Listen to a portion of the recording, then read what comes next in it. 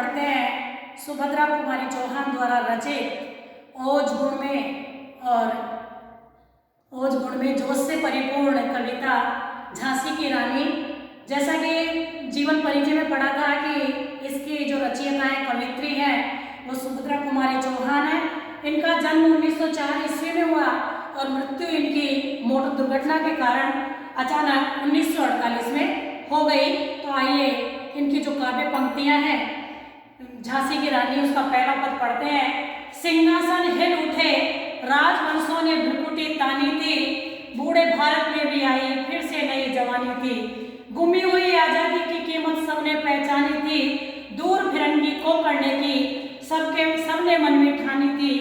चमक उठी सन 57 में वह तलवार पुरानी थी, बुंदेले हर बोलो के मुंह हमने सुनी कहानी थी। खूब लड़ी मर्दानी वह तो झांसी वाली रानी थी। सिंहासन हिल उठे राजवंशों ने भ्रुकुटी तानी थी।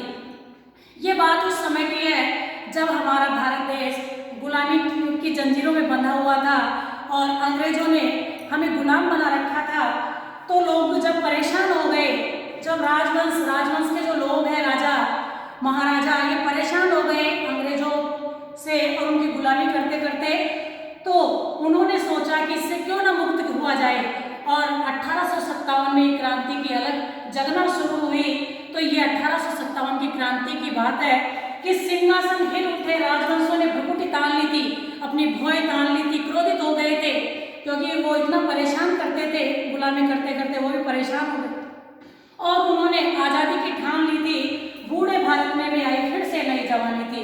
जो जर्जर यानी कि अंग्रेजों के अत्याचार से जो दुखी हो चुका था, जो हमारा बूढ़ा भारत है, जर्जर भारत, जिसकी हालत बिल्कुल खराब कर दी थी, ऐसा लग रहा था कि क्रांति की अलग इतने जोर शोर से जगना शुरू हो गई थी जैसे बूढ़े भारत में नई जवानी आ गई हो, अर्थात लोगों में जोश उत्पन्न हो गया था, लोगों में जोश दिखाई देने लग गया था।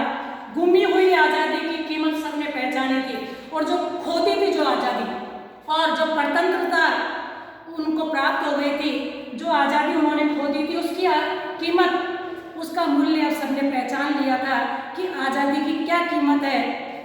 सोने की कटोरी में अगर मैदा भी खिलाई जाए पिंजरे में बंद करके पंछी को, तो वह उसको पसंद नहीं है, वह तो उन्मुक्त गगन का पंछी होना ही पसंद करता है। इसी प्रकार हमारे देशवासियों ने भी गुमी हुई आज़ादी की कीमत पहचान ली थी। दूर फिरंगी को करने की सबने मन में ठानी थी। फिरंगी यानी अंग्रेजों को दूर करने की सबने मन में ठान ली थी कि अंग्रेजों को हमारे भारत देश से अब खदेड़ना ही है, भगाना ही है, अब ये हमारे देश में ज़्यादा दिन राज नहीं कर सकते। तो चमक उठी सन 57 में वह तलवार पुरानी थी। जो तलवारें अपनी मयान में रख दी गई थी, वो तलवारें वापस निकल करके और चमकने लग गई थी और 1857 की क्रांति करने के लिए सभी राजा महाराजा एकजुट हो गए और उन्होंने अंग्रेजों से लोहा लेने की, टक्कर लेने की मान ली कि अब इन फिरंगियों को, इन अंग्रेजों को यहाँ से भगाना ही है। बुंदेले हर बोलो के मुंह हमने सुनी कहानी थी, खूब लड़ी मर्दानी वह तो झांसी वाली रानी थी। और इसमें लेखिका कवित्री कह रही है कि ये बात बुंदेलखंड जो प्रांत था, बुंदेलखंड के जो हर बोले थे, जो वहाँ के स्थानीय गायक थे, लोक गायक थे, उनके मुंह से महारानी लक्ष्मीबाई के बारे में सुनी थी कि खूब लड़ी मर्दानी, वह तो मर्दों की तरह लड़ी थी क्योंकि आखिर में वह झांसी वाली रानी थी। इसमें झांसी की रानी लक्ष्मीबाई की वीरता का वर्णन किया गया है और विशेष रूप से इसमें जैसे सिंहासन हिलना, भ्रुकुटी तानना, नई जवानी, तलवार पुरानी, इन शब्दों में लक्षणा शब्द शक्ति का प्रयोग हुआ है। और आइए शब्दार्थ देखते हैं। भ्रुकुटी तानी यानी क्रोधित हुए, भ्रुकुटी यानी भौएं, तानी यानी तन्ना यानी भ्रुकुटी तानी यानी क्रोधित हुए, गुस्से में।